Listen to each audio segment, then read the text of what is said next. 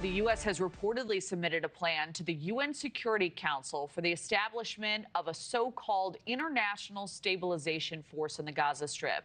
According to several reports, the draft resolution would allow that force, a linchpin of President Trump's peace plan for Gaza, to operate there through the end of 2027. NewsNation's Robert Sherman live in Tel Aviv with the very latest on peace efforts.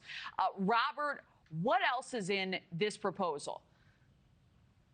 Yeah, I mean, when you read through this, it really emphasizes here, Kelly, that there's still work to be done when it comes to the stabilization inside of Gaza.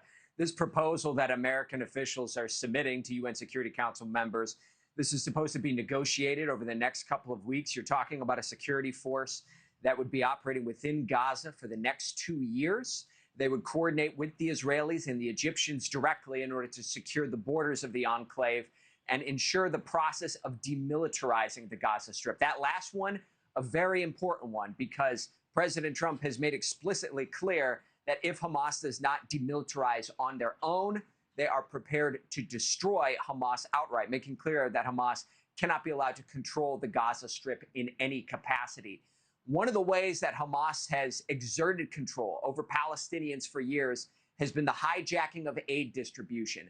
That is still going on, according to Central Command. This is video from the American side, not the Israelis, from the Americans who have been showing videos which they say alleges Hamas stealing humanitarian aid from some of these convoys, something that American officials say must stop immediately. Meanwhile, we've also seen the remains of Omer Neutro, one of the American hostages, returned back to Gaza. He was killed on, returned back to Israel, excuse me. He was killed on October 7th. His remains were being held by Hamas inside of the enclave. And now his family speaking out and saying this.